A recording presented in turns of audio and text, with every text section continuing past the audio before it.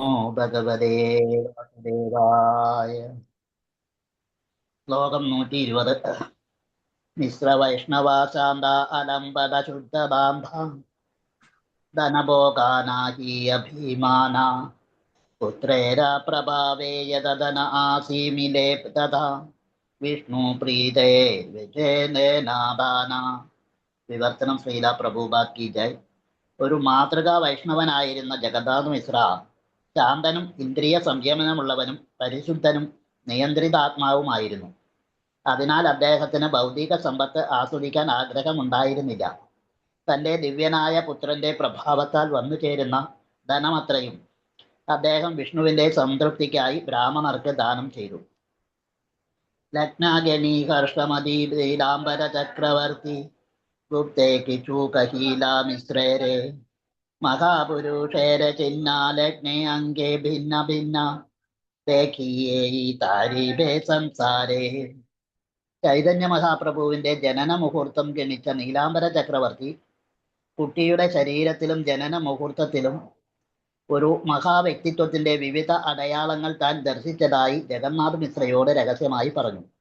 അപ്രകാരം ഈ കുട്ടി ഭാവിയിൽ ത്രിലോകങ്ങളെയും മോചിപ്പിക്കുമെന്ന് അദ്ദേഹം മനസ്സിലാക്കി. ഐറ്റേ പ്രഭു ശശീഖരേ കൃപായ കൈലേ അവതാരേ യേയി ഇഹാ കരയേ ശ്രവണ ഗൗരപ്രഭൂദയാമയാ താൻരേ താരേ തയേനാ സദയാ സേയി പായാ താൻ ഹാരാചരണ. ഇപ്രകാരം ശ്രീ ചൈതന്യ മഹാപ്രഭു തന്റെ അഹൈതുകമായ കാരുണ്യത്താൽ ശചീദേവിയുടെ ഗ്രഹത്തിൽ അവതരിച്ചു. അവിടത്തെ ജനനത്തിന്റെ ഈ വിവരണം ശ്രവിക്കുന്ന ഏതൊരുവനിലും അവിടുന്ന് കാരുണ്യം ചൊരിയുകയും അത്തരമൊരു വ്യക്തി അവിടത്തെ ചരണാരവിന്ദങ്ങളെ പ്രാപിക്കുകയും ചെയ്യുന്നു. പായിയ മാനുഷ ജന്മയോ നാസൂനേ ചൂര ഗൗരഗ ഗുണ കേന ജന്മ താര വ്യർത്ഥ ഹൈല പായിയ അമൃതധൂനി പീയേ വിഷകർത്താപാനി ജന്മിയാസേ കേന നാഹി മൈല. മനുഷ്യജന്മം ലഭിച്ചിട്ടും ശ്രീ ചൈതന്യ മഹാപ്രഭുവിന്റെ ഗുണഗണങ്ങൾ ശ്രവിക്കാത്ത ഒരുവനാണ് തൻ്റെ ജന്മം വ്യർത്ഥമാകുന്നു. അമൃതധൂനി ധൂനി എന്നത് ഭക്ത അമൃതം പ്രവഹിക്കുന്ന ഒരു നദിയാകുന്നു. മനുഷ്യജന്മം ലഭിച്ചിട്ടും അത്തരം ഒരു നദിയിലെ ജലം പാനം ചെയ്യാതെ വിഷയസുഖങ്ങളുടെ വിഷയക്കുഴിയിലെ ജലം പാനം ചെയ്യുന്ന ഒരുവൻ ജീവിച്ചിരിക്കുന്നതിലും നല്ലത് മുമ്പേ തന്നെ മരിക്കുന്നതാണ്. ഭാവാർത്ഥം ശ്രീല പ്രഭുപാദ് കി ജയ്. ഇത് സംബന്ധിച്ച് ശ്രീ പ്രബോധാനന്ദ സരസ്വതി തന്റെ ചൈതന്യ ചന്ദ്രാമൃതത്തിൽ താഴെ കൊടുത്തിട്ടുള്ള ശ്ലോകങ്ങൾ 37, 36, 34 എഴുതിയിട്ടുണ്ട്. ആ ചൈതന്യം യിതം വിശ്വം യതി ചൈതന്യം ഈശ്വരം നാവിദു സർവശാസ്ത്രജ്ഞ ഹി അഭീയ ഭ്രാമ്യന്തി തേ ജനാ. ഈ ഭൗതിക ലോകം കൃഷ്ണാവബോധം ഇല്ലാത്തതാണ്. ശ്രീ ചൈതന്യ മഹാപ്രഭു കൃഷ്ണാവബോധത്തിന്റെ മൂർത്തരൂപമാകുന്നു. അതുകൊണ്ട് ഒരുവൻ പ്രഗത്ഭനായ ഒരു പണ്ഡിതനോ ശാസ്ത്രജ്ഞനോ ആരായാലും ശ്രീ ചൈതന്യ മഹാപ്രഭുവിനെ മനസ്സിലാക്കാത്ത പക്ഷം അയാൾ തീർച്ചയായും ഈ ഭൗതിക ലോകത്തിൽ നിഷ്പ്രയോജനമായി അടയുകയാണ്. പ്രസാരിത മഹാപ്രേമ പീയൂഷ സരസസാഗരേ ചൈതന്യ ചന്ദ്രേ പ്രകടേ യോ ദീനേ ദിനാസ ഏവസ. ഭഗവത് ഭക്തി രസാമൃതം നിറഞ്ഞൊഴുകുന്ന ശ്രീ ചൈതന്യ മഹാപ്രഭു കാഴ്ചവച്ച ഉപാസനാ സമ്പ്രദായം പ്രയോജനപ്പെടുത്താത്ത ഒരു വ്യക്തി തീർച്ചയായും ഒരു പരമദരിദ്രൻ തന്നെ. അവതീർണ ഗൗരാചന്ദ്രേ വിസ്തീർണേ പ്രേമസാഗരേ സുപ്രകാശിതാരത്നൗഖേ യോ ദീനോ ദിനാദേ ഏവസ. ഗൗരാംഗ മഹാപ്രഭുവിന്റെ അവതാരം തികച്ചും വികസിച്ചുകൊണ്ടിരിക്കുന്ന ഒരു പ്രേമാമൃത സാഗരം പോലെയാണ്. ഈ സാഗരത്തിൽ നിന്ന് അമൂല്യ രത്നങ്ങൾ ശേഖരിക്കാത്ത ഒരുവൻ തീർച്ചയായും ദരിദ്രരിൽ ദരിദ്രനാണ്. അതുപോലെ ശ്രീമദ് ഭാഗവതത്തിൽ 2, 3, 19, 20, 23 പ്രസ്താവിക്കുന്നു.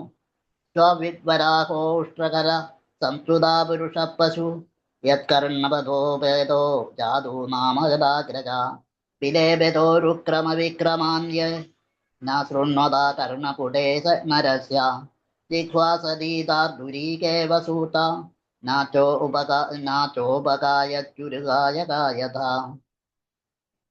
ശ്രീവത്സവോ ഭാഗവതാംഗ്രിരേണും ന ജാതുമർത്യോ അഭിലഭേത യസ്തു.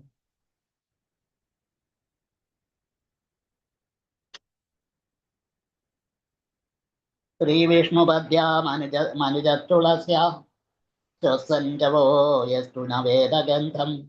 കൃഷ്ണാവബോധവുമായി ഒരു ബന്ധമില്ലാത്ത ഒരാൾ മനുഷ്യ സമൂഹത്തിൽ മഹാവ്യക്തിയായിരിക്കാം, പക്ഷേ വാസ്തവത്തിൽ അയാൾ വലിയൊരു മൃഗത്തേക്കാൾ ഒട്ടും ശ്രേഷ്ഠനല്ല. അത്തരം വലിയ മൃഗങ്ങളെ പൊതുവെ നായകളെയും പന്നികളെയും ഒട്ടകങ്ങളെയും കഴുതകളെയും പോലുള്ള അന്യമൃഗങ്ങൾ പ്രശംസിക്കുന്നു.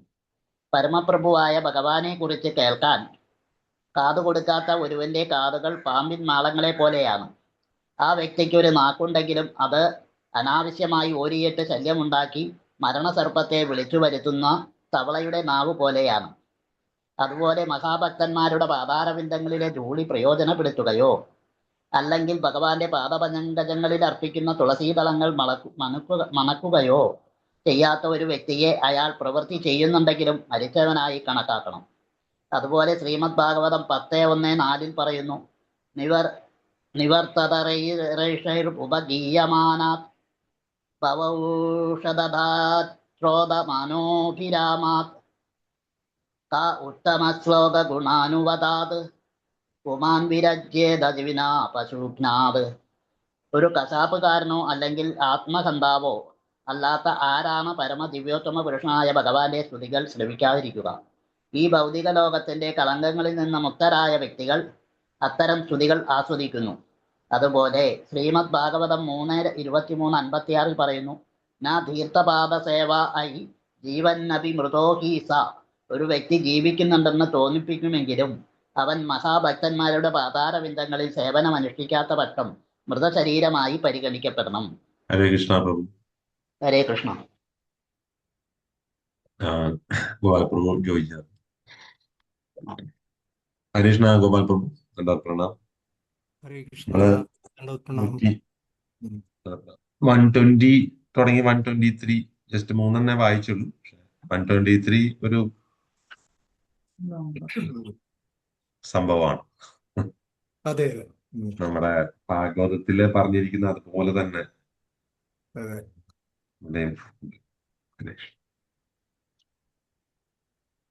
120 മുതൽ വായിച്ചു അല്ലേ, അതോ 121 മുതലോ? 120 മുതൽ 119 ആയിരുന്നു നമ്മൾ നിർത്തിയിരുന്നത്. 120, 21, 22, 23 4 വായിച്ചു.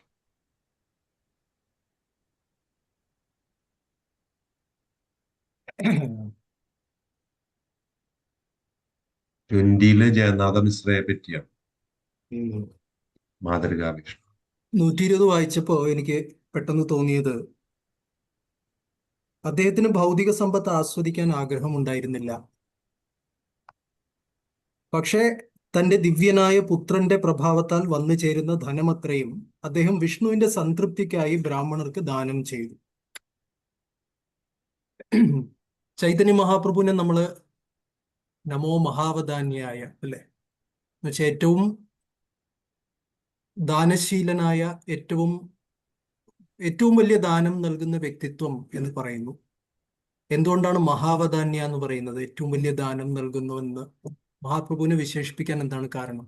ഹരിനാമം. ഹരിനാമം. ഹരിനാമം വഴി എന്താണ് കരുണയാൽ ജനങ്ങൾക്ക് പ്രദാനം ചെയ്ത കാരണം? എന്ത് പ്രദാനം ചെയ്ത കാരണം? മഹാമന്ത്രം. മഹാമന്ത്രം നോക്കാതെ എല്ലാവർക്കും കാരണമില്ല കരുണയാൽ കാരുണ്യം ചൊരിഞ്ഞതിന്. അതെ, മഹാമന്ത്രത്തിൽ എന്താണ് ഉള്ളത്? എല്ലാവരെയും പരിശുദ്ധരാക്കും, എന്നിട്ട് ആത്മീയ പാതയിലേക്ക് നയിക്കും.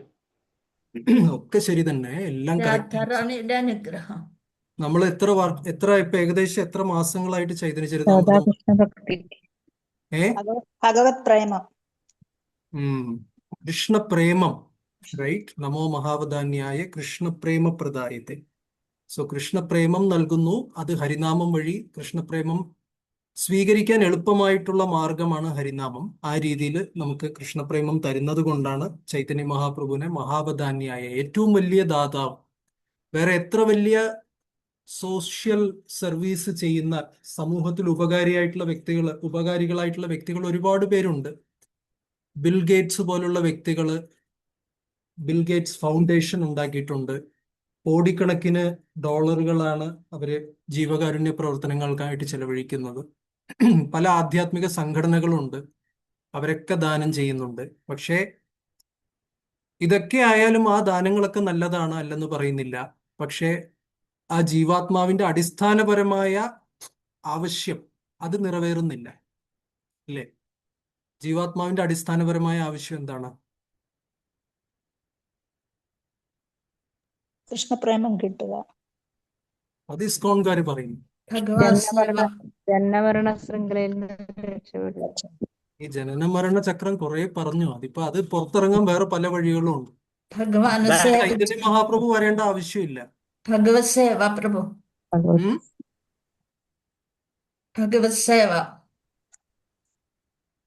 കേട്ടില്ല. സേവ കലിയുഗ ധർമ്മം ആചരിക്കുക. ഹരേ കൃഷ്ണ. അതൊക്കെ നമ്മൾ വന്നിടത്തേക്ക് തന്നെ തിരിച്ചു പോവുക. ഉം.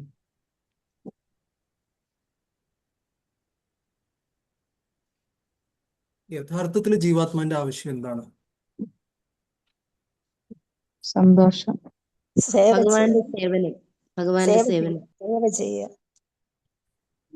ഇതാണ് പ്രശ്നം. നമ്മൾ സേവ ചെയ്യുന്ന എന്തിനു വേണ്ടിയിട്ടാണ്? കൃഷ്ണ കൃഷ്ണ കൃഷ്ണപ്രേമം കിട്ടാൻ വേണ്ടി. ജീവാത്മാവിന് ശാശ്വത ശരിക്ക് ആനന്ദം ലഭ്യമാവാൻ ജീവാത്മാവ് ശരിക്ക് ഒരു ആശ്രയം അത് തേടുകയാണ്. അംശമായതിനാൽ ശാശ്വത ജീവാത്മാവ് ആനന്ദം ആശ്രയം തേടുകയാണ്, ഷെൽട്ടർ തേടുകയാണ്.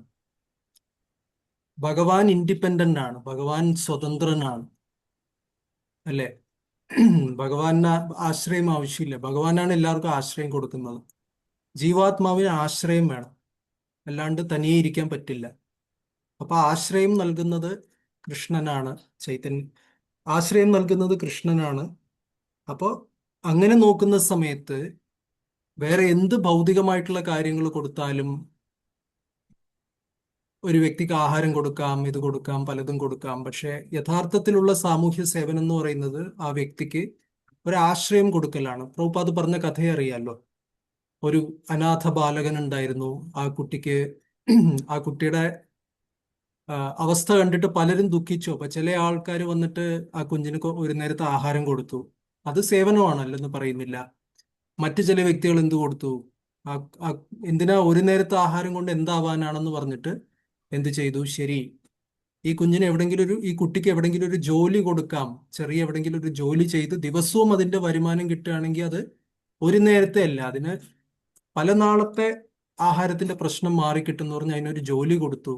മറ്റു ചിലർ അതിന് താമസിക്കാൻ ഒരു ചെറിയൊരു കുടിൽ വീട് കെട്ടിക്കൊടുത്തു. മറ്റു ചിലർ വസ്ത്രങ്ങൾ കൊടുത്തു. അങ്ങനെ ഇരിക്കുന്ന സമയത്ത് ഒരാൾ വന്ന് നോക്കിയിട്ട് പറഞ്ഞു, നീ നമ്മുടെ ടൗണിലുള്ള അദ്ദേഹത്തിന്റെ മകനാണല്ലോ, നീ എന്തിനാ ഇവിടെ നിന്ന് കഷ്ടപ്പെടുന്നതെന്ന് പറഞ്ഞിട്ട് ആ ദൂരസ്ഥലത്ത് നിന്ന് വന്ന ആൾക്ക് ഈ കുട്ടിയെ പരിചയം ഉണ്ടായിരുന്നു. അപ്പൊ അദ്ദേഹം എന്ത് ചെയ്തു? നീ ഇവിടെ കിടന്ന് കഷ്ടപ്പെടേണ്ട ആളല്ല, വളരെ ധനികനായ ഒരു പിതാവിന്റെ മകനാണ്, നീ എങ്ങനെയോ നഷ്ടപ്പെട്ടു പോയി, തിരിച്ചു കൊണ്ടുപോവാന്ന് പറഞ്ഞ് ആ കുഞ്ഞിനെ അവിടെ നിന്ന് തിരിച്ച് അച്ഛൻ്റെ അടുത്ത് കൊണ്ടാക്കി. ഈ പറഞ്ഞ എല്ലാവരും ചെയ്തത് സേവനമല്ലേ?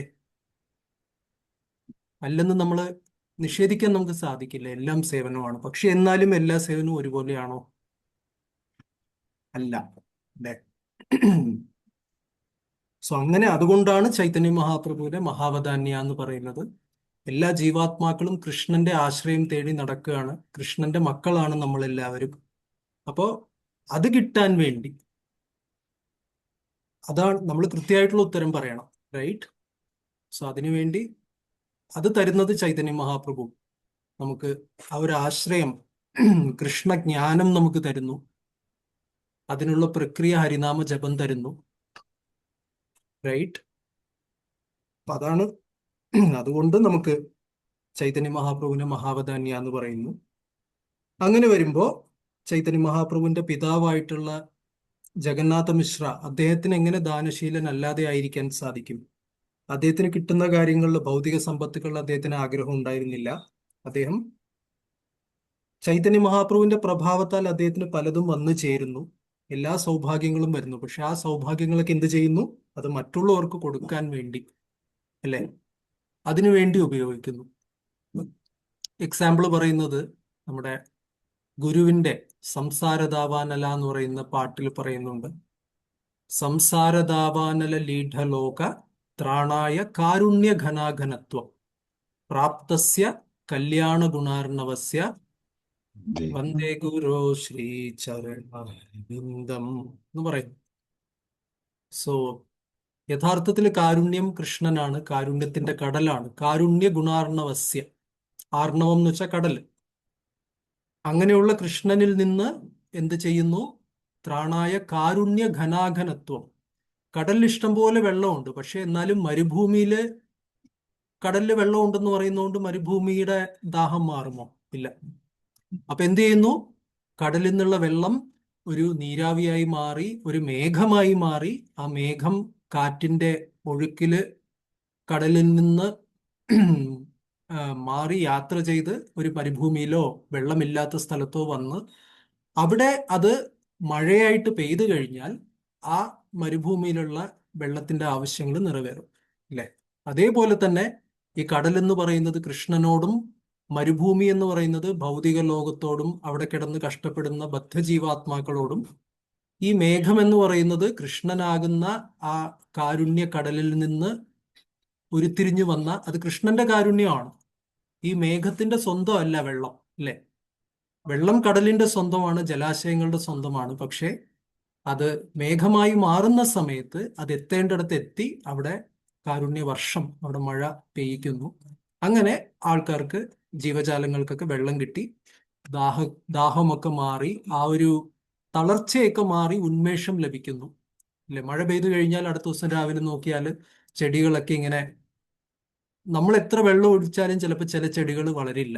പക്ഷെ മഴ പെയ്തു കഴിഞ്ഞാൽ അതിനെന്തോ ഒരു പ്രത്യേകതയുണ്ട്, മഴയിൽ പിടിക്കും, അല്ലേ? അങ്ങനെ സംഭവിക്കാറുണ്ട്.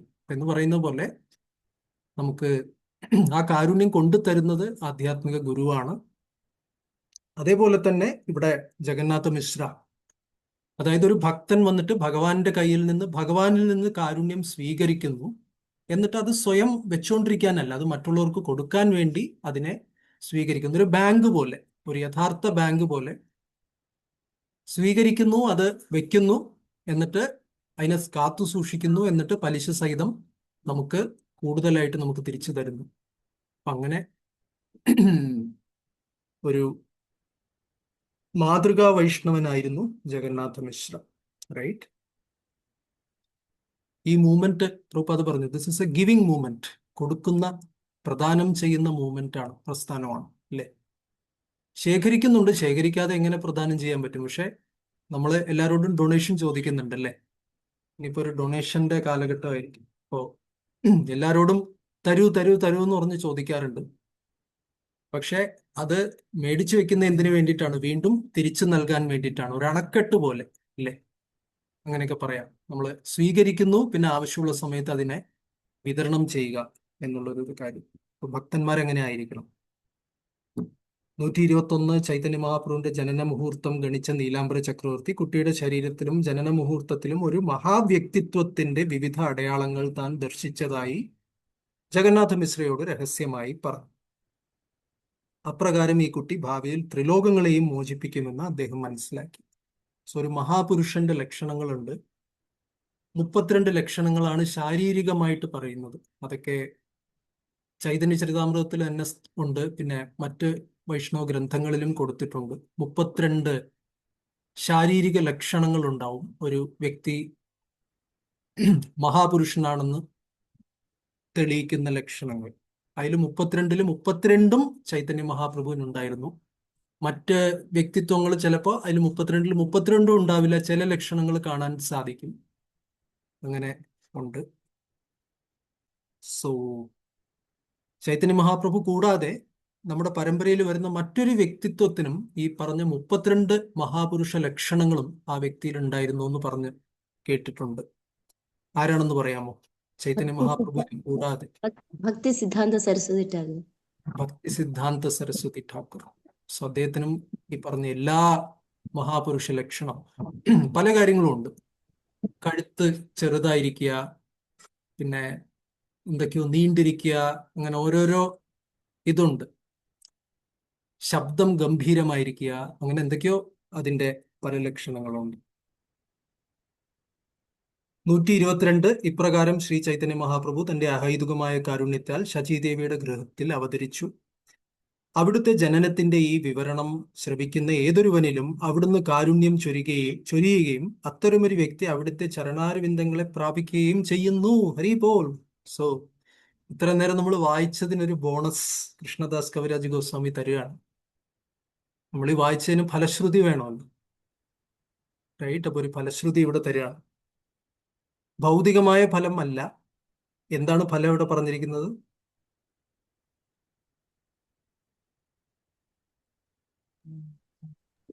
ഇത് ഈ ഉച്ചയുള്ള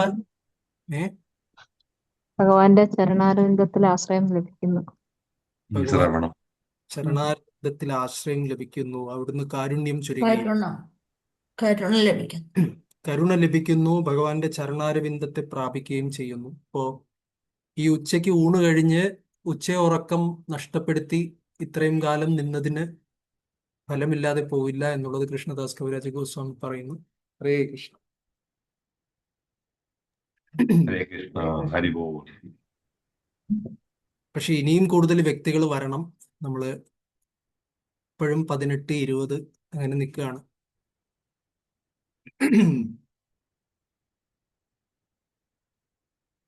അതിൽ കാര്യമായ ദുഃഖമുണ്ട്. 123 മനുഷ്യജന്മം ലഭിച്ചിട്ടും ശ്രീ ചൈതന്യ മഹാപ്രഭുവിന്റെ ഗുണഗണങ്ങൾ ശ്രവിക്കാത്ത ഒരുവന് തന്റെ ജന്മം വ്യർത്ഥമാകുന്നു.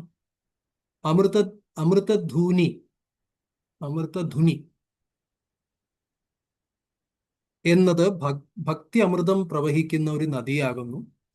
മനുഷ്യജന്മം ലഭിച്ചിട്ടും അത്തരമൊരു നദിയിലെ ജലം പാനം ചെയ്യാതെ വിഷയസുഖങ്ങളുടെ വിഷക്കുഴിയിലെ ജലം പാനം ചെയ്യുന്ന ഒരുവൻ ജീവിച്ചിരിക്കുന്നതിലും നല്ലത് മുമ്പേ തന്നെ മരിക്കുന്നതാണ്. ഇതേപോലത്തെ ശ്ലോകം ഭാഗവതത്തിൽ ഇവിടെ കൊടുത്തിട്ടുള്ളത് വായിച്ചു. ഈ പ്രബോധാനന്ദ സരസ്വതിയുടെ ശ്ലോകങ്ങൾ വളരെ സ്പെഷ്യലാണ്. പ്രബോധാനന്ദ സരസ്വതി ആരാണ്? ചോദ്യം.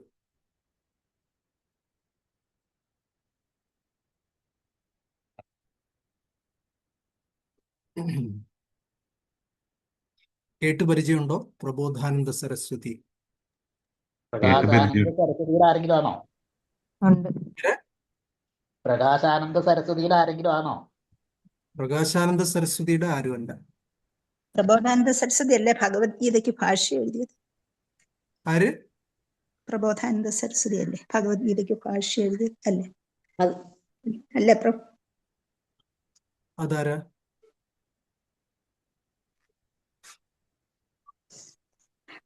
ഗോപാലഭട്ട ഗോസ്വാമിയുടെ കസിനാണോ, അച്ഛന്റെ അനുജന്റെ മകനോ? അങ്ങനെ ഒരു ബന്ധമാണ്.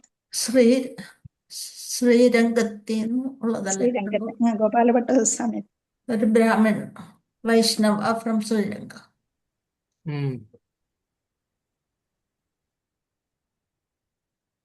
ഗോപാലഭട്ട ഗോസ്വാമിയുടെ അച്ഛന്റെ പേരെന്താണ്?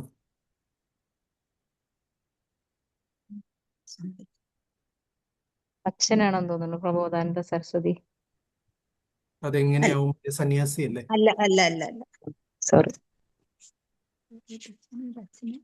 അദ്ദേഹം നൈഷ്ഠിക ബ്രഹ്മചാരിയായിരുന്നു പ്രബോധാനന്ദ സരസ്വതി. പിന്നെ സന്യാസം എടുത്തു. ചൈതന്യ മഹാപ്രഭു ഗോപാലഭട്ട ഗോസ്വാമിയുടെ അച്ഛന്റെ പേര് വെങ്കടഭട്ട. അദ്ദേഹത്തിന് 2 സഹോദരന്മാരുണ്ടായിരുന്നു. ഒന്ന് തിരുമല ഭട്ട, വേറൊന്ന് ഗോപാലഗുരു. അദ്ദേഹത്തിന്റെ ആ വ്യക്തിയാണ് പിന്നീട് പ്രബോധാനന്ദ സരസ്വതിയായിട്ട് മാറിയത്. അപ്പോ ഗോപാലഭട്ട ഗോസ്വാമിയുടെ ചിറ്റപ്പനായിട്ട് വരും, റൈറ്റ്? ചിറ്റപ്പനോ വല്യച്ഛനോ, ചെറിയച്ഛനോ വല്യച്ഛനോ ആരാന്നറിയില്ല, മേ ബി. ചെറിയച്ഛനൊക്കെ അദ്ദേഹം ചെറിയ കുറെ ഗ്രന്ഥങ്ങൾ എഴുതിയിട്ടുണ്ട്. ചൈതന്യ ചന്ദ്രാമൃതം എഴുതിയിട്ടുണ്ട്. അതിൽ നല്ല ബ്യൂട്ടിഫുൾ ശ്ലോകങ്ങളാണ് ഇതല്ലേ. അചൈതന്യമിതം വിശ്വം യതി ചൈതന്യം ഈശ്വരം നവിദു സർവശാസ്ത്രജ്ഞാ ഹ്യപി ഭ്രാമ്യന്തി തേ ജനാഹ. ഈ ഭൗതിക ലോകം കൃഷ്ണാവബോധം ഇല്ലാത്തതാണ്. ശ്രീ ചൈതന്യ മഹാപ്രഭു കൃഷ്ണാവബോധത്തിന്റെ മൂർത്തരൂപമാകുന്നു. അതുകൊണ്ട് ഒരുവൻ പ്രഗത്ഭനായൊരു പണ്ഡിതനോ ശാസ്ത്രജ്ഞനോ ആരായാലും ശ്രീ ചൈതന്യ മഹാപ്രഭുവിനെ മനസ്സിലാക്കാത്ത പക്ഷം അയാൾ തീർച്ചയായും ഈ ഭൗതിക ലോകത്തിൽ നിഷ്പ്രയോജനമായി അലയുകയാണ്. നമ്മുടെ ലക്ഷ്യം ഇതാണ്, കൃഷ്ണാവബോധ പ്രസ്ഥാനം എന്നുള്ള നിലയ്ക്ക്. വെറുതെ പലപ്പോഴും നമ്മൾ ആൾക്കാരോട് പറയും, നിങ്ങൾ ഹരേ കൃഷ്ണ ജപിക്കൂ, ഇസ്കോണിലേക്ക് വരൂ, കീർത്തനത്തിൽ പങ്കെടുക്കൂ, പ്രസാദം കഴിക്കൂ എന്ന് പറഞ്ഞിട്ട്, അത് നല്ല കാര്യമാണ്, അത് തെറ്റില്ല. എന്നിട്ട് 4 പാത്രം എടുത്ത് കൊടുത്തിട്ട് ആ പാത്രം കഴുകൂ, പിന്നെ അത് കഴിഞ്ഞ് ബുക്ക് ഡിസ്ട്രിബ്യൂഷന് പോകൂ, പിന്നെ അത് കഴിഞ്ഞ് വേറെന്തൊക്കെയാണ് സേവകള്, സേവ സർവീസ് എന്തൊക്കെയാണ് ഭക്തിയുത സേവനങ്ങൾ?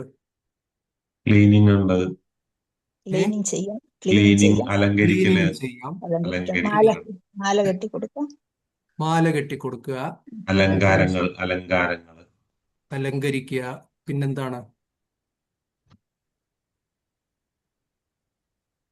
preaching, പുക എല്ലാവരും ഉണ്ടാക്കുക, പുക ഉണ്ടാക്കുക, ഭോഗം ഉണ്ടാക്കുക, preaching, അന്നദാനം, പ്രീച്ചിങ് ചെയ്യുക. പ്രീച്ചിങ് എന്ന് വെച്ചാൽ എന്താണ്? ശാസ്ത്രഗ്രന്ഥങ്ങൾ പറഞ്ഞു കൊടുക്കുക, ശാസ്ത്ര ഗ്രന്ഥങ്ങൾ പറഞ്ഞു കൊടുക്കുക, കീർത്തനങ്ങൾ, കീർത്തനം, സങ്കീർത്തനം. അതെ. അപ്പൊ ഇതൊക്കെ ഭക്തിയുത സേവനം എന്ന് പറയുന്നു, ശരിയാണ്. പക്ഷെ പലപ്പോഴും നമ്മൾ ഇത് മാത്രമാണ് ഭക്തിയുത സേവനം എന്ന് പറഞ്ഞ് ഭക്തിയുത സേവനത്തിന്റെ പരിധിക്കൊരു വേലി നമ്മൾ പലപ്പോഴും ഇടാറുണ്ട്, ഇല്ലേ?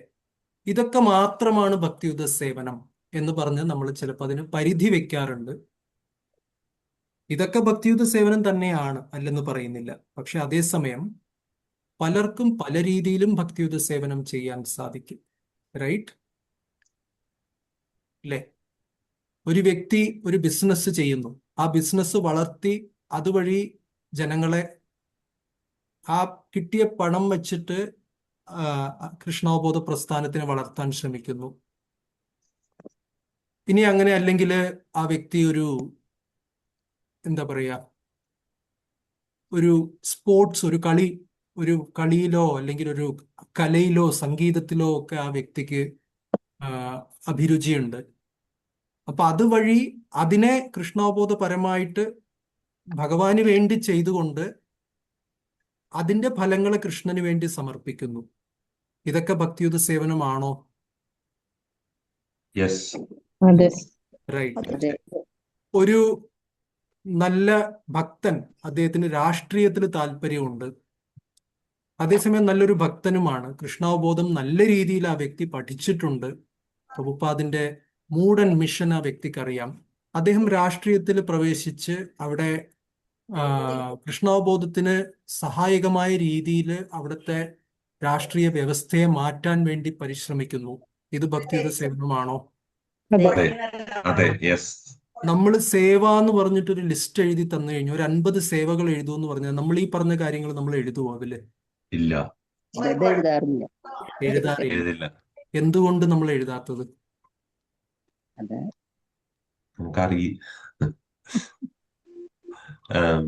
ഇതിലൊന്നും അധികം പേരില്ലാത്തത് കൊണ്ട്. അതിലൊന്നും അധികം പേരില്ലാത്തത് എന്തുകൊണ്ടാന്ന് വെച്ച് കഴിഞ്ഞാൽ നമ്മളത് സേവയാണെന്ന് പറയാത്തത് കൊണ്ടാണ്. നമ്മളത് അറിയുന്നില്ല ആൾക്കാർ. സേവെന്ന് പറഞ്ഞു കഴിഞ്ഞാൽ നമ്മുടെ ടെമ്പിളിലോ നമ്മുടെ സെന്ററിലോ വന്ന് ഇന്ന കാര്യങ്ങൾ ഇത് മാത്രമാണ് സേവ എന്ന് പറഞ്ഞ് ആ സേവയുടെ പരിധിക്ക് നമ്മളൊരു വേലി കെട്ടി. അതേസമയം അതേ ഇസ്കോണിൽ നമ്മൾ വ്യാസാസനത്തിലിരുന്ന് സൺഡേ പ്രോഗ്രാമിന് ഭഗവത്ഗീത ക്ലാസ്സിലിരുന്ന് പറയും, അർജുന നീ യുദ്ധം ചെയ്യണം, അമ്പെയ്യണം, ഇതും സേവയാ, ഇതാണ് സേവ എന്ന് പറഞ്ഞ് കൃഷ്ണൻ അർജുനനോട് പറയുന്നു. മനസ്സിലായില്ലേ? അപ്പൊ ആ സമയത്ത് അത് സേവയായി. പക്ഷെ അത് കഴിഞ്ഞിട്ട് നമ്മൾ ഇതും സേവയാണെന്നുള്ളത് നമ്മൾ അറിയുന്നില്ല. അതുകൊണ്ട് എന്താവുന്നു, പല വ്യക്തികളും ഇസ്കോണിൽ വരാത്തത് ഇതുകൊണ്ടാണ്. കാര്യം ചില കാര്യങ്ങൾ മാത്രമാണ് സേവ എന്ന് നമ്മൾ പറയുന്നു. അതല്ലെന്ന് നമ്മൾ പറയുന്നില്ല. ഏറ്റവും പ്രധാനപ്പെട്ട സേവ നാമജപം തന്നെയാണ്. അത് കഴിഞ്ഞാൽ വിഗ്രഹ പൂജ, അത് കഴിഞ്ഞാൽ ഭാഗവത ശ്രവണം, ഇതൊക്കെ ഡയറക്റ്റ് ഭക്തിയാണ്, അല്ലെന്ന് പറയുന്നില്ല. പക്ഷെ അതേസമയം ഒരു വ്യക്തിക്ക് മറ്റൊരു രീതിയിലാണ് ആ വ്യക്തി ജീവിതം പരിശീലിച്ചിരിക്കുന്നത്. ആ വ്യക്തി എങ്ങനെ സേവ ചെയ്യും? മനസ്സിലായില്ലേ? അപ്പൊ ആ വ്യക്തിയുടെ പ്രവർത്തന മേഖലയ്ക്ക് ഉതകുന്ന രീതിയിൽ നമുക്ക് സേവയുടെ നിർവചനം അയാൾക്ക് കൊടുക്കാൻ സാധിക്കുകയും ആ രീതിയിൽ ആ വ്യക്തിയെ ആ തൊഴിലിനോട് ബന്ധപ്പെട്ട് തന്നെ അതിനെ സേവയാക്കി മാറ്റാനുള്ളൊരു ഉപായവും പറഞ്ഞു കൊടുത്താൽ ആ വ്യക്തി കൂടുതൽ കൃഷ്ണാവബോധത്തിനകത്തേക്ക് വരുമോ ഇല്ലയോ? തീർച്ചയായും വരും. തീർച്ചയായിട്ടും വരും. നമ്മളത് ചെയ്യുന്നില്ല. അത് വലിയൊരു നമ്മുടെ അറിവിന്റെ കുറവാണ്. നമ്മളത് തിരുത്തുക തന്നെ വേണം. അല്ലെങ്കിൽ നമ്മൾ ഈ 10ഉം 15ഉം ഇരിക്കുന്ന ആൾക്കാർ 150ഉം 1000ഉം ഇരിക്കേണ്ട പ്രസ്ഥാനമാണിത്. അത് നമ്മുടെ ഒരു അണ്ടർസ്റ്റാൻഡിങ്ങിൽ നമ്മൾ സേവ എന്താണെന്നുള്ളത് മനസ്സിലാക്കണം. കാര്യം ഭഗവാനാണ് എല്ലാ പ്രവൃത്തികളുടെയും എന്താ പറയാ, ഭോക്താവ്, അല്ലേ? ഭോക്താരം യജ്ഞ തപസാം സർവലോക മഹേശ്വരം. ഈ ലോകത്തിലെ എല്ലാവരും പ്രവർത്തിക്കുന്നത് അത് ഒരു സേവനം തന്നെയാണ്. അത് ലോക സേവനത്തിന് വേണ്ടി പ്രവർത്തിക്കുകയാണെങ്കിലും അറിഞ്ഞോ അറിയാതെയോ ഭഗവാന് വേണ്ടിയാണ് പ്രവർത്തിക്കുന്നത്. ആ കണക്ഷൻ, ഒരു സംബന്ധ ജ്ഞാനം, നിങ്ങൾ ചെയ്യുന്ന തൊഴിലിനെ എങ്ങനെ ഭക്തിയുത സേവനമാക്കി മാറ്റാം. ഓരോരുത്തർക്കും ഓരോ കഴിവുകളുണ്ട്, ഓരോ പ്രവണതകളുണ്ട്. അതിനെ എങ്ങനെ നമ്മൾ കൃഷ്ണാവബോധപരമാക്കി മാറ്റാം എന്ന് പറഞ്ഞു കൊടുത്തു കഴിഞ്ഞാൽ ആ വ്യക്തി ഭക്തനായി തീർന്നു. അതുകൊണ്ട് ആ വ്യക്തിക്കും പ്രസ്ഥാനത്തിനും നേട്ടമുണ്ടാവും. ഒരു സിമ്പിൾ, വളരെ പെട്ടെന്ന് തോന്നുന്ന ഒരു ഉദാഹരണം പറയുകയാണെങ്കിൽ, പ്രഭുപാദ് ഇതെങ്ങനെ ഹാൻഡിൽ ചെയ്തു എന്ന് നോക്കാം. ജോർജ് ഹാരിസൺ എന്ന് പറയുന്ന ഒരു സംഗീതജ്ഞൻ ഉണ്ടായിരുന്നു, നമുക്ക് എല്ലാവർക്കും അറിയാം, ഇല്ലേ? എല്ലാവരും കേട്ടിട്ടുണ്ട് ജോർജ് ഹാരിസൺ? കേട്ടിട്ടുണ്ടോ? ഉണ്ട്. Yes, yes. അദ്ദേഹം എന്താണ് ചെയ്തത്? ഉണ്ട് പ്രഭു. അദ്ദേഹം ചെയ്ത സേവനങ്ങൾ അറിയാമോ ഇസ്കോണിന് വേണ്ടി? ബീറ്റൽസ്. ഹരിനാമ അദ്ദേഹം ഈ സങ്കീർത്തനം പറയുന്ന എല്ലാവരും റെക്കോർഡ് ചെയ്യിച്ചു. ഹരേ കൃഷ്ണ സങ്കീർത്തനം. ഹരേ കൃഷ്ണ എന്ന് പറഞ്ഞ് രാധാകൃഷ്ണ ടെമ്പിൾ എന്ന് പറഞ്ഞിട്ടൊരു പണ്ടത്തെ ഗ്രാമഫോൺ റെക്കോർഡ് അദ്ദേഹം ചെയ്യിപ്പിച്ചു, അല്ലേ? അത് ചെയ്തു. പിന്നെന്താ ചെയ്തത് അദ്ദേഹം?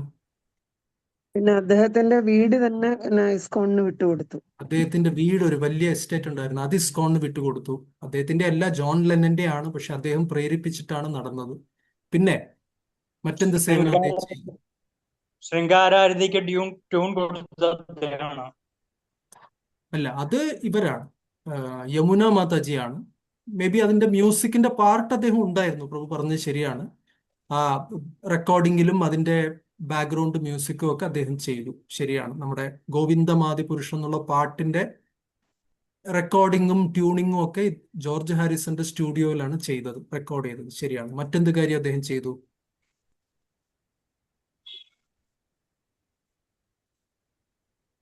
അദ്ദേഹം ചെയ്ത മറ്റൊരു കാര്യം നമ്മുടെ കൃഷ്ണ ബുക്ക് പബ്ലിഷ് ചെയ്യാനായിട്ട് സഹായിച്ചു. യെസ്, കൃഷ്ണ ബുക്കിന്റെ ആദ്യ പതിപ്പ്, ഫസ്റ്റ് എഡിഷൻ ഓഫ് കൃഷ്ണ ബുക്കിന് $19,000 അന്ന് ചെലവായിരുന്നു. $19,000. അക്കാലത്ത് അത് ചെറിയൊരു തുകയല്ല. $19,000 ഇദ്ദേഹം ജോർജ് ഹാരിസൺ ശ്യാമസുന്ദർ പ്രഭുവിന് അദ്ദേഹം ഇതെടുത്തോളൂ, പ്രഭുപാദിന് വേണ്ടി എടുത്തോളൂ എന്ന് പറഞ്ഞിട്ട് അദ്ദേഹം പ്രഭുപാദിന് വേണ്ടി ആ തുക കൊടുത്തു. അപ്പൊ പ്രഭുപാദ് വളരെ സന്തോഷമായി. എന്നിട്ട് ആ കൃഷ്ണ ബുക്കിന്റെ തുടക്കത്തിൽ ഇന്നും നോക്കിയാൽ ജോർജ് ഹാരിസന്റെ വേർഡ്സ് ഫ്രം ജോർജ് ഹാരിസൺ എന്ന് പറഞ്ഞിട്ട് ഇംഗ്ലീഷ് എഡിഷനിലൊക്കെ കാണാൻ സാധിക്കും. മലയാളത്തിൽ അത് വന്നിട്ടില്ല. പിന്നെ ഇത്രയൊക്കെ അദ്ദേഹം ചെയ്തു. ഇനിയും കൂടുതൽ കാര്യങ്ങൾ, അദ്ദേഹം പാടിയ പാട്ടുകൾ, അദ്ദേഹം മ്യൂസിക് കമ്പോസ് ചെയ്തു. പ്രഭുപാദിന്റെ സ്വാധീനത്തിൽ, പ്രഭുപാദിൽ നിന്ന് കൃഷ്ണനെ കുറിച്ച് കേട്ടതിന് ശേഷം കൃഷ്ണനാണ് പരമദിവ്യോത്തമ പുരുഷൻ എന്നുള്ളത് 100% അദ്ദേഹം അംഗീകരിക്കുകയും കൃഷ്ണനെ സർവാത്മന ആരാധിക്കുകയും അദ്ദേഹത്തിന്റെ സംഗീതത്തിലൂടെ, അദ്ദേഹം ലോകപ്രശസ്തനായ സംഗീതജ്ഞനായിരുന്നു, അല്ലെ? അക്കാലത്ത് ബീറ്റിൽസ്, അദ്ദേഹത്തിന്റെ മ്യൂസിക് ഗ്രൂപ്പ് എന്ന് പറഞ്ഞാല് പറയുന്നത്, ഈ ജോർജ് ഹാരിസന്റെ ജന്മദിനത്തിന് ഈ നമ്മുടെ കണ്ടെയ്നർ വണ്ടി കണ്ടിട്ടുണ്ടോ? ഇല്ലേ? നമ്മുടെ ഷിപ്പിലൊക്കെ വരുന്ന കണ്ടെയ്നറുകളുണ്ട്, കണ്ടെയ്നർ ലോറികളിൽ വരും. കൊച്ചിയിലൊക്കെ ഇരുന്ന് കഴിഞ്ഞാൽ ഇപ്പൊ തിരുവനന്തപുരത്ത് വിഴിഞ്ഞമൊക്കെ പോയി കഴിഞ്ഞാൽ നമുക്ക് കാണാൻ സാധിക്കും കണ്ടെയ്നറുകൾ. 7 കണ്ടെയ്നറോളം ഇദ്ദേഹത്തിന് ഹാപ്പി ബർത്ത്ഡേ കത്തുകൾ വരുമായിരുന്നു എന്നാണ് പറയുന്നത്. ഗ്രീറ്റിംഗ് കാർഡുകൾ 7 കണ്ടെയ്നറുകൾ നിറയെ ലോകത്തിന്റെ നാനാഭാഗത്ത് നിന്ന് ഈ ജോർജ് ഹാരിസിന്റെ ജന്മദിനത്തില് ഹാപ്പി ബർത്ത്ഡേ ഗ്രീറ്റിംഗ് കാർഡുകൾ ജനങ്ങൾ അയക്കുമായിരുന്നു. ആലോചിച്ച് നോക്കൂ ആ വ്യക്തിയുടെ പ്രശസ്തി, ആ വ്യക്തിയുടെ ലോകത്തിലുള്ള സ്വാധീനം. അങ്ങനെയുള്ള വ്യക്തി പ്രഭുപാദുമായിട്ട് ബന്ധപ്പെട്ട്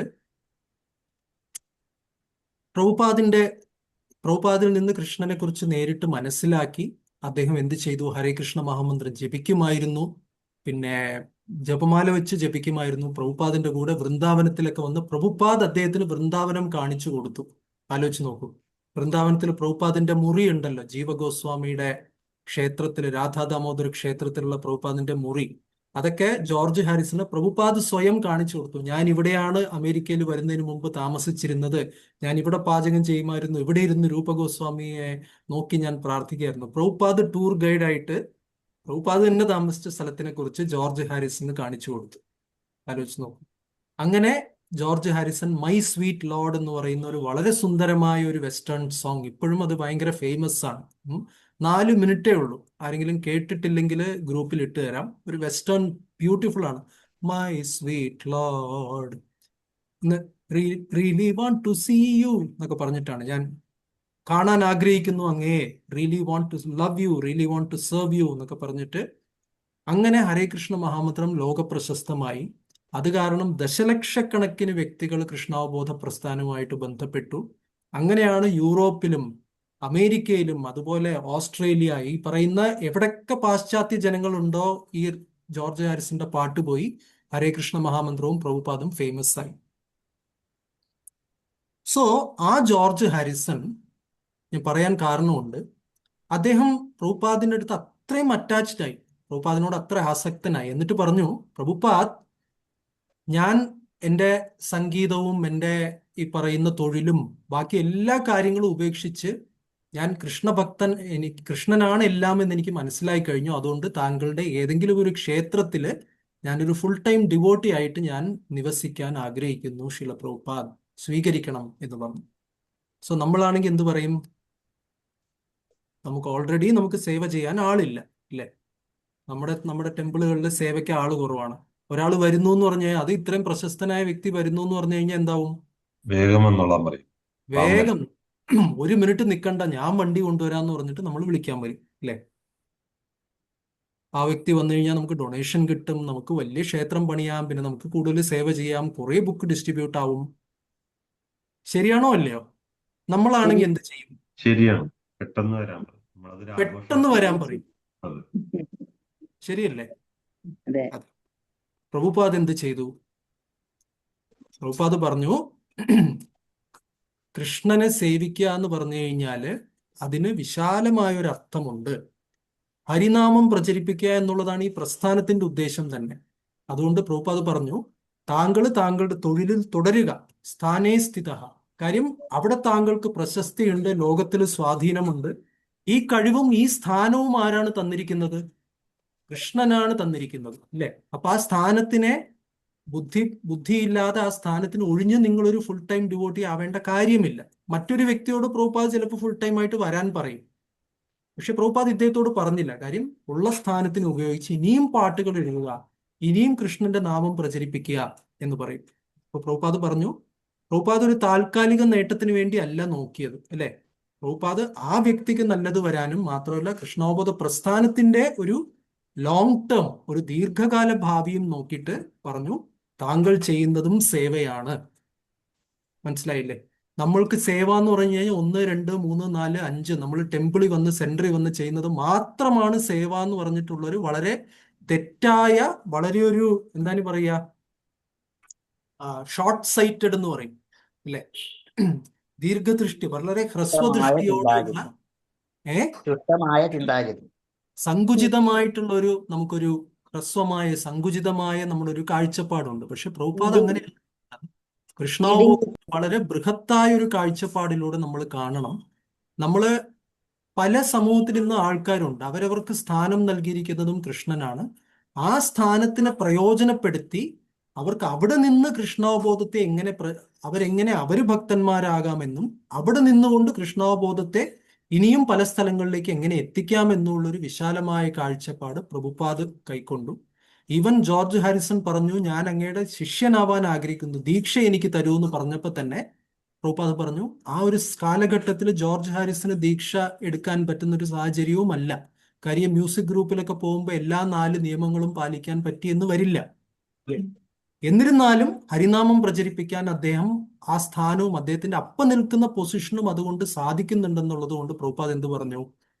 പ്രഭുപാദ് പറഞ്ഞു, ഞാൻ ഓൾറെഡി നിങ്ങളെ എൻ്റെ ശിഷ്യനായിട്ട് സ്വീകരിച്ചതായിട്ട് ഞാൻ താങ്കൾ കരുതിക്കൊള്ളുക, താങ്കൾ ഹരിസൺ ആണ് പറഞ്ഞു. George Harrison, right? ഹരിയുടെ പുത്രനാണ് താങ്കൾ, ഹരിസൺ ആണ്. അതുകൊണ്ട് ഓൾറെഡി നിങ്ങൾ ദീക്ഷിതനാണ് എന്ന് സ്വീകരിച്ചു കൊള്ളുക എന്ന് പറഞ്ഞ് പ്രഭുപാദ് അനുഗ്രഹിച്ച് ജോർജ് ഹാരിസണ് ഔദ്യോഗികമായ ദീക്ഷ നൽകിയില്ലെങ്കിൽ പോലും പല ദീക്ഷയെടുത്ത ഭക്തന്മാര് ചെയ്യുന്നതിലും എത്രയോ 100,000 മടങ്ങ് സേവ ജോർജ് ഹാരിസൺ ചെയ്തു. ഇതിനർത്ഥം ദീക്ഷ എടുക്കേണ്ട ആവശ്യമില്ല എന്നുള്ളൊരു തത്വം പറയാനല്ല ഇവിടെ ഉദ്ദേശിക്കുന്നത്. അങ്ങനെയല്ല, ഭക്തന്മാര് ദീക്ഷ എടുക്കണം. പക്ഷെ എന്നിരുന്നാലും ഞാൻ ദീക്ഷ എടുത്തു, ഞാൻ ഈ ദാസായി ആ ദേവിദാസിയായി, ഞാൻ കുറച്ച് സേവനം ചെയ്തു, ഓക്കെ, നല്ലത് തന്നെ. പക്ഷേ അത് മാത്രമായിട്ട് കൃഷ്ണാവബോധ പ്രസ്ഥാനത്തിനെ നമ്മൾ ചുരുക്കി കഴിഞ്ഞാൽ നമ്മൾ ചെയ്യുന്ന ഏറ്റവും വലിയ അപരാധങ്ങളിൽ ഒന്നാണ്. മനസ്സിലായില്ലേ? അത് മാത്രമല്ല കൃഷ്ണാവബോധ പ്രസ്ഥാനം, അതിലും വിശാലമാണ്. പ്രഭുപാദ് എന്താണ് ഈ പ്രസ്ഥാനത്തിന് വേണ്ടി വിഭാവനം ചെയ്തത് എന്നുള്ളത് മനസ്സിലാക്കിയ ശേഷം നമ്മൾ അതിനെ കാണണം. അല്ലാതെ നമ്മൾ ചെറുതാക്കി കഴിഞ്ഞാൽ അത് നല്ലതല്ല, റൈറ്റ്? ഇതാണ് ഇസ്കോൺ, ഇത്രയേ ഉള്ളൂ എന്നുള്ള രീതിയിൽ നമ്മൾ ഒരിക്കലും അതിന്റെ എന്താ പറയുക, ആ പ്രസ്ഥാനത്തിന്റെ വ്യാപ്തിയെ നമ്മൾ ചുരുക്കി കാണരുത്, റൈറ്റ്? അവസാനത്തെ വാൽകഷ്ണവും കൂടെ പറഞ്ഞു നിർത്താം. ജോർജ് ഹാരിസൺ പ്രഭുപാദ് ശരീരം ഉപേക്ഷിക്കുന്ന സമയത്ത് 1977 ആ സമയത്ത് പ്രഭുപാദ് അത്രയും കാലം ഒരു പ്രചാരകന്റെ റോൾ ഉൾക്കൊണ്ട ശീല പ്രഭുപാദ് അതിനുശേഷം പ്രഭുപാദ് എന്ത് ചെയ്തു? ഒരു ഉത്തമാധികാരി എന്ന് വെച്ച് കഴിഞ്ഞാൽ പ്രഭുപാദിന്റെ യഥാർത്ഥ രൂപം, റൈറ്റ്? അതായത് അത്രയും ഉന്നതനായ ഒരു കൃഷ്ണഭക്തന്റെ ഭാവം പ്രഭുപാദ് പ്രദർശിപ്പിക്കാൻ തുടങ്ങി. പ്രചാരം ചെയ്യുന്ന സമയത്ത് അത്രയും ഒരു ഭാവം നമുക്ക് പ്രഭുപാദിന് കാണിക്കാൻ സാധിച്ചില്ല. എന്തുകൊണ്ട്? പ്രീച്ച് ചെയ്യുന്ന സമയത്ത് നമുക്ക് വിമർശിക്കേണ്ടി വരും, ഇത് ചെയ്യരുത്, ഇത് ചെയ്യണം എന്ന് പറഞ്ഞിട്ട് ചെയ്യേണ്ടി വരും, അല്ലെ?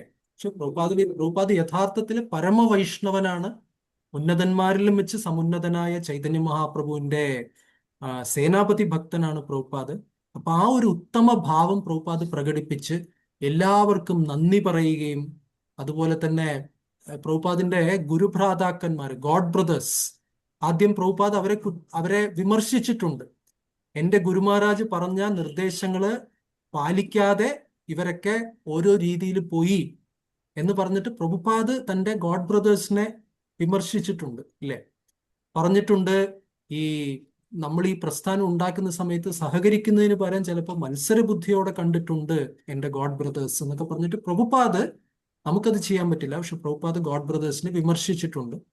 അങ്ങനെയൊക്കെ ചെയ്ത ശേഷം 1977 അവസാന മാസങ്ങളിൽ പ്രഭുപാദ് തന്റെ ഒരു ഉത്തമ അധികാരി ഭാവം, ഉത്തമ വൈഷ്ണവന്റെ ഭാവം പ്രഭുപാദ് പ്രകടിപ്പിക്കുകയാണ്. ആ സമയത്ത് പ്രഭുപാദ് ഗോഡ് ബ്രദേഴ്സിനൊക്കെ ഓരോരുത്തരെയും വിളിച്ചിട്ട് പ്രഭുപാദ് അവരോട് ക്ഷമ ചോദിക്കും. പ്രഭുപാദ് പറയും, ഞാൻ അഹങ്കാരം കൊണ്ട് ഞാൻ എന്തൊക്കെയോ പുലമ്പിയിട്ടുണ്ട്, നിങ്ങളെയൊക്കെ ഞാൻ വിമർശിച്ചിട്ടുണ്ട്, ഇതിനെല്ലാം എന്നെ ക്ഷമിക്കുക, എന്നോട് ക്ഷമിക്കുക, ഞാൻ ഒന്നും അറിയാത്തവനാണ് എന്നൊക്കെ പറഞ്ഞിട്ട് പ്രഭുപാദിന്റെ ഒരു പെർഫെക്റ്റ് വൈഷ്ണവന്റെ ഒരു ഭാവം, ഉത്തമ വൈഷ്ണവന്റെ വിനീത ഭാവം പ്രഭുപാദ് പ്രകടിപ്പിച്ചു. ഒരു പ്രാവശ്യം പ്രഭുപാദ് പറഞ്ഞു, ഞാൻ മഹാപതിതനാണ് എന്ന് പറഞ്ഞു പ്രഭുപാദ്. സോ പ്രഭുപാദിന്റെ ഗോഡ് ബ്രദർ ശ്രീധരൻ മഹാരാജ് ഒക്കെ ഉണ്ടായിരുന്നു, പറഞ്ഞു, പ്രഭുപാദ് അങ്ങ് എന്ത് ചെയ്തോ അതൊക്കെ അങ്ങ് വിമർശിക്കുകയാണെങ്കിലും, അങ്ങ് വളരെ ഗൗരവത്തോടെ കാര്യങ്ങൾ ചെയ്യുകയാണെങ്കിലും, എന്തൊക്കെയാണെങ്കിലും തന്നെ നമ്മുടെ ഗുരു മഹാരാജ് ഭക്തി സിദ്ധാന്ത സരസ്വതി ഠാക്കൂറിന്റെ പ്രസ്ഥാനത്തിന് വേണ്ടി മാത്രമാണ് ചെയ്തത്, അല്ലാതെ മറ്റൊന്നിനും താങ്കൾ ഒന്നും പ്രവർത്തിക്കുകയോ സംസാരിക്കുകയോ ചെയ്തിട്ടില്ല, ഇത് ഞങ്ങൾക്കറിയാം. അതുകൊണ്ട് താങ്കൾ മഹാപതിതൻ എന്ന് പറഞ്ഞല്ലോ, ഞങ്ങൾ അതിന്റെ കൂടെ ഒന്ന് ചേർത്ത് വിളിക്കാം എന്ന് പറഞ്ഞിട്ട് പറയും, പ്രഭുപാദ് താങ്കൾ മഹാപതിത പാവനനാണ് എന്ന് പറയും. റൈറ്റ്? ഇത്രയും മഹാപതിതന്മാരെ രക്ഷിച്ചവനാണ് എന്ന് പ്രഭുപാദ്. അപ്പൊ അങ്ങനെ വളരെ വിനീത ഭാവത്തോടെ പ്രഭുപാദും ഭക്തന്മാരും തമ്മിലുള്ള ആ ഒരു സ്നേഹവിനിമയം നടക്കുന്ന സമയത്ത് പെട്ടെന്ന് പ്രഭുപാദ് ജോർജ് ഹാരിസനെ ഓർത്ത് കരഞ്ഞു. എന്നിട്ട് പറഞ്ഞു, ആ നല്ല ഗുഡ് ബോയ്, പ്രഭുപാദ് പറഞ്ഞു, ഹീസ് എ ഗുഡ് ബോയ്, നല്ലൊരു എന്താ പറയാ മകൻ എന്നുള്ള രീതിയിൽ പറഞ്ഞു. നല്ലൊരു പയ്യൻ അല്ലെങ്കിൽ ഗുഡ് ബോയ് പ്രഭുപാദ് പറയുകയാണ്. അപ്പൊ അദ്ദേഹം അത്രയും എനിക്ക് വേണ്ടി ചെയ്തിട്ടുണ്ട്, ചൈതന്യ മഹാപ്രഭുവിന് വേണ്ടി ചെയ്തിട്ടുണ്ട് എന്ന് പറഞ്ഞിട്ട് ദീക്ഷ കൊടുത്തില്ല അല്ലേ? ഒഫീഷ്യലി നോക്കിയാൽ ഇനീഷ്യേറ്റഡ് അല്ല. പക്ഷെ പ്രഭുപാദ് പറഞ്ഞു ജോർജ് ഹാരിസന് വേണ്ടി പ്രഭുപാദിന്റെ കയ്യിലുണ്ടായിരുന്ന എല്ലാം പ്രഭുപാദ് മറ്റുള്ളവർക്ക് ദാനം ചെയ്യുകയാണ്. പ്രഭുപാദിന്റെ സ്വത്തായിട്ടുള്ള കാര്യങ്ങളൊക്കെ പല ശിഷ്യന്മാരെയും വിളിച്ച് ഇത് നീ വെച്ചോളൂ, ഇത് നീ വെച്ചോളൂ. പ്രഭുപാദിന്റെ സൂട്ട് കേസ് ഒരാൾക്ക് കൊടുത്തു, പ്രഭുപാദിന്റെ ജപമാല വേറൊരാൾക്ക് കൊടുത്തു. കയ്യിലുള്ള എല്ലാം പ്രഭുപാദ് കൊടുക്കുകയാണ്. അവസാന ദിവസങ്ങളാണ്. ലാസ്റ്റ് പ്രഭുപാദിന്റെ കയ്യിൽ മോതിരം ഉണ്ടായിരുന്നു. ഇത് പറഞ്ഞു, ഈ മോതിരം വളരെ ഒരു സ്പെഷ്യൽ വ്യക്തിത്വത്തിന് വേണ്ടിയാണ് പറഞ്ഞിട്ട് പറഞ്ഞു ഇത് ജോർജ് ഹാരിസന് കൊണ്ട് കൊടുക്കണം എന്ന് പറഞ്ഞു. സോ അങ്ങനെ പ്രഭുപാദിന്റെ മോതിരം ജോർജ് ഹാരിസന് കിട്ടി. റൈറ്റ്? സോ എന്തിനു പറഞ്ഞു വരുന്നു? ഇവിടെ പറയുന്ന അതാണ്, നമ്മള് ചൈതന്യ മഹാപ്രഭുവിനെ മനസ്സിലാക്കാത്ത പക്ഷം അയാൾ തീർച്ചയായും ഈ ഭൗതിക ലോകത്തിൽ നിഷ്പ്രയോജനമായി അലയുകയാണ്. വാസ്തവത്തിൽ അങ്ങനെ അലയാൻ എന്താണ്, എല്ലാവരും ഈ കൃഷ്ണാവബോധ പ്രസ്ഥാനത്തിൽ വന്ന് നമ്മൾ വിചാരിക്കുന്ന രീതിയിൽ മാത്രമേ സേവ ചെയ്യുകയുള്ളൂ എന്ന് വിചാരിക്കരുത്. അങ്ങനെ ചെയ്തു കഴിഞ്ഞാൽ നമ്മൾ ഈ ഭൗതിക ലോകത്തിൽ അലയുന്നവരോട് നമ്മൾ കാട്ടുന്ന ഒരു എന്താണ് പറയാ ഒരു കാരുണ്യമില്ലായ്മയാണ്.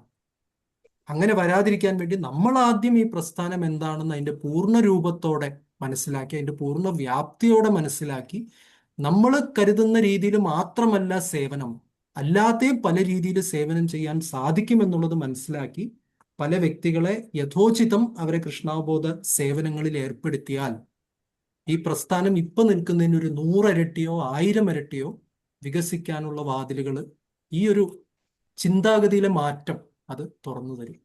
ഹരേ കൃഷ്ണ.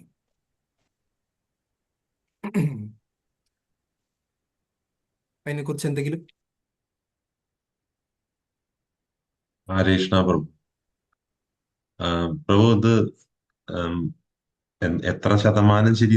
100 അതിന്റെ മുകളിൽ ശരിയാന്ന് പറയാം. എന്ന് വെച്ചാല് വളരെ കൃത്യമാണ്. നമ്മൾ പലപ്പോഴും പ്രഭു ആദ്യം പറഞ്ഞ പോലെ നമ്മളൊരു ബൗണ്ടറി നമ്മൾ തന്നെ സൃഷ്ടിക്കുന്നുണ്ട് പലപ്പോഴും.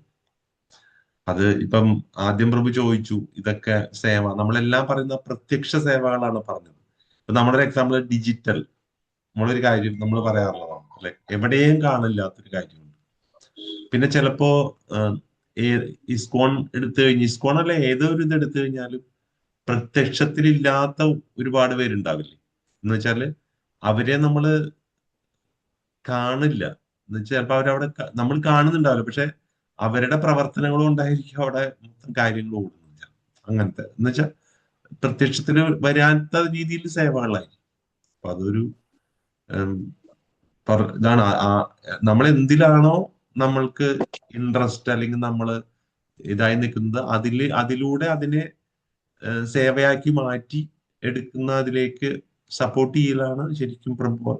അതാണ് കൃത്യം. അല്ലാതെ നമ്മൾ അവരെ പിടിച്ച് ഇഷ്ടമല്ലാത്ത അല്ലെങ്കിൽ ഇഷ്ടമെന്നല്ല വേറൊരു ഇതിലേക്ക് ഫോഴ്സ് ചെയ്ത് മാറ്റുന്നതിലും അവരവരുടെ കഴിവുകൾ അനുസരിച്ചുള്ള ആ സേവകളിലേക്ക് അവരെ വിനിയോഗിച്ചു കഴിഞ്ഞാൽ തീർച്ചയായും ഈ പറഞ്ഞ പോലെ നമുക്കൊരു റിസൾട്ട് ഓറിയന്റഡ് ആയിട്ട് പോകാൻ പറ്റും. ഹരേ കൃഷ്ണ. പ്രഭു, ചിലര് താനാ ചെയ്യുന്നതെന്ന് പോലും അറിയിക്കാൻ ഇഷ്ടപ്പെടാത്ത ആൾക്കാരുണ്ട്. ഒരുപാട് പേര് ചെയ്യുന്നത് എൻ്റെ പേരിലാ വരരുത്, എൻ്റെ പേരിൽ വരരുതെന്നും പറഞ്ഞ് ചെയ്യാൻ ഇഷ്ടമാണ്, പക്ഷേ തൻ്റെ പേര് അതിനകത്ത് വരരുതെന്ന് ഇച്ഛിക്കുന്നവർ ഒരുപാട് പേരുണ്ട്.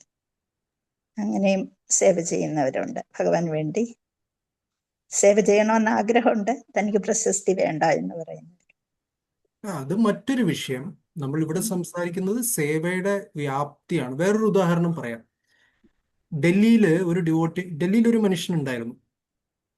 അദ്ദേഹം പുകവലിക്കുമായിരുന്നു. അദ്ദേഹം പല എന്താ പറയാ ഒരു സാധാരണ യുവാവ് അല്ലേ, നമ്മൾ പ്രത്യേകിച്ചൊന്നും പറയേണ്ട കാര്യമില്ല. ഒരു സാധാരണ യുവാവ്, അത്യാവശ്യം പുകവലിയും മദ്യപാനവും അതും ഇതൊക്കെ ഉണ്ടായിരുന്നു. അങ്ങനെയുള്ളൊരു യുവാവ്. അപ്പൊ ആ വ്യക്തിയെ ഇസ്കോൺ ടെമ്പിളിലേക്ക് ആ വ്യക്തി ഒരു പ്രാവശ്യം വന്നു. അദ്ദേഹത്തിന് കുറച്ച് പേര് സേവൻ എന്ന് പറഞ്ഞു കഴിഞ്ഞാൽ ഉടനെ തുടക്കത്തിൽ ഓക്കെ ആണ് കേട്ടോ. എന്ന് വെച്ചാൽ തുടക്കത്തിൽ നമ്മളിപ്പോൾ ഒരാളെ കൊണ്ട് പാചകം ചെയ്യിപ്പിക്കുക, പാത്രം കഴിക്കുക, സബ്ജി കട്ട് ചെയ്യുക, ഇതൊന്നും തെറ്റല്ല. ഞാൻ തെറ്റാണെന്ന് പറയാൻ ഉദ്ദേശിച്ചിട്ടുള്ളതല്ല. മനസ്സിലായി? ഇതൊക്കെ ചെയ്യാം. അപ്പൊ ചെയ്യാൻ പ്രേരിപ്പിച്ചു. കുറച്ച് കഴിഞ്ഞപ്പോൾ ആ വ്യക്തിക്ക് എന്നെ ബോറടിക്കാൻ തുടങ്ങി. എന്തുകൊണ്ടാണെന്നറിയാമോ? എന്തുകൊണ്ടായിരിക്കാം? ഒരു ജോലി തന്നെ ചെയ്തിട്ടുണ്ടായിരുന്നു. ഇതൊന്നും അദ്ദേഹത്തിന് ചിലപ്പോൾ കൃഷ്ണപ്രേമമായിട്ട് കണക്ട് ചെയ്യാൻ പറ്റാതെ വന്നിരിക്കാം, അല്ലെങ്കിൽ അതൊരു സേവയായിട്ട് അദ്ദേഹത്തിന് തോന്നണില്ല.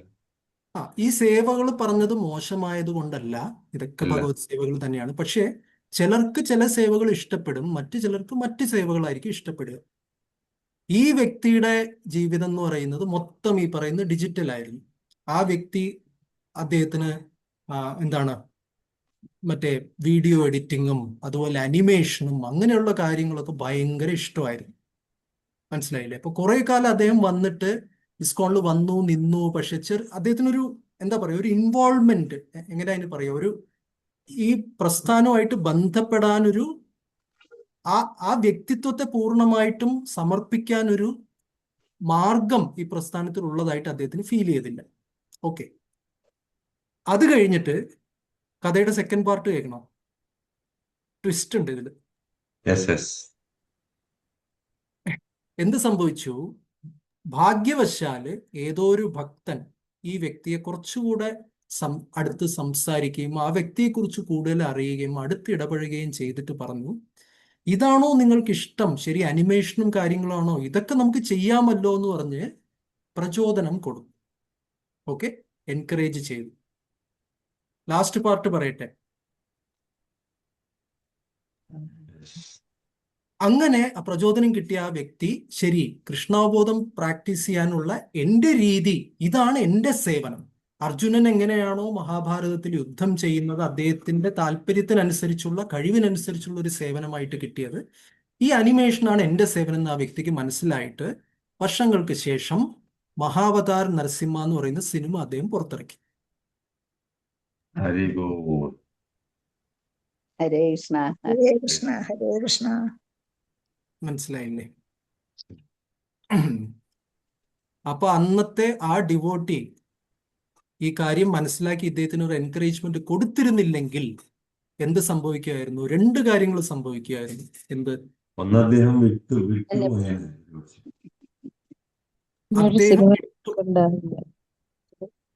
അദ്ദേഹം വിട്ടുപോകുമായിരുന്നു. നമുക്കിത് കിട്ടില്ലായിരുന്നു. ഇതുപോലൊരു ഗംഭീര സിനിമ ലോകത്തിന് പുറത്തു വരില്ല. ഇല്ലേ? ഇതാണ് പറഞ്ഞു വന്നത്. റൈറ്റ്? അവസരങ്ങള് എല്ലാ വ്യക്തികൾക്കും ഉണ്ട്. പക്ഷെ നമ്മള് അഡ്വൈസ് ചെയ്യുന്ന ആൾക്കാര് സൂക്ഷിച്ച് അഡ്വൈസ് ചെയ്യണം. റൈറ്റ്? വളരെ പ്രധാനമാണ് പ്രസ്ഥാനത്തിനകത്ത്. റൈറ്റ്?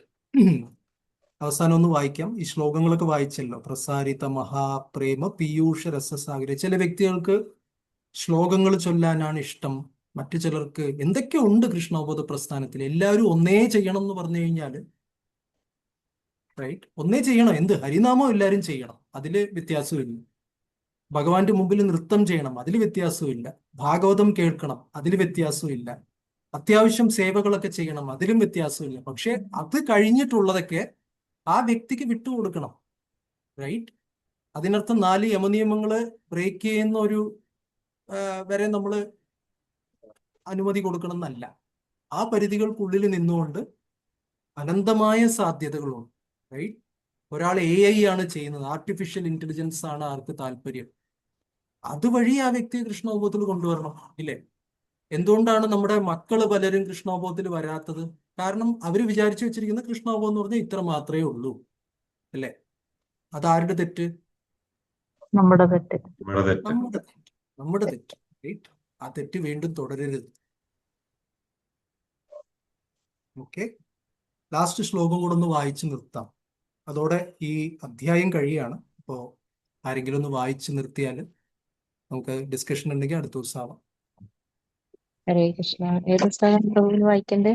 124. 124. അതെ. ഹരേ കൃഷ്ണ. വായിക്കാത്തവരാരെങ്കിലും ഉണ്ടോ? കുറെ നാളായിട്ട് വായിക്കണ്ട. വായിക്കാത്തവര്, കുറെ പതിവായിട്ട് വായിക്കാത്തവര്.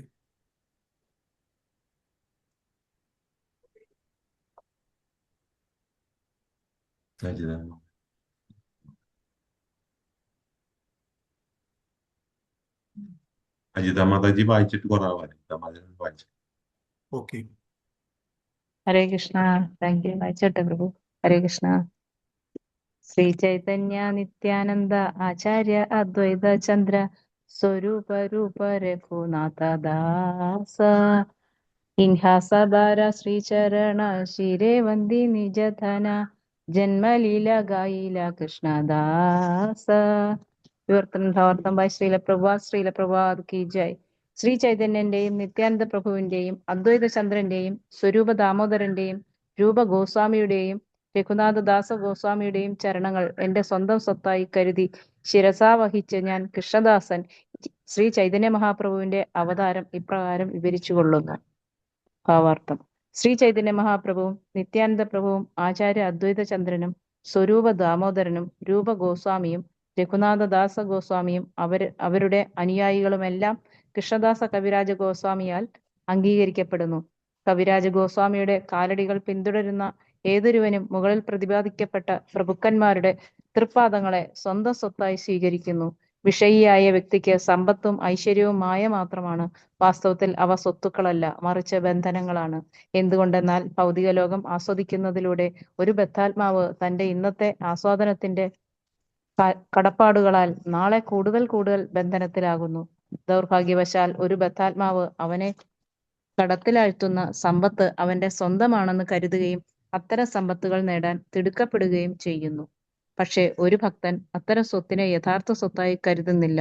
പകരം അതിനെ ഭൗതിക ലോകത്തിലെ ബന്ധനം മാത്രമായി കരുതുന്നു.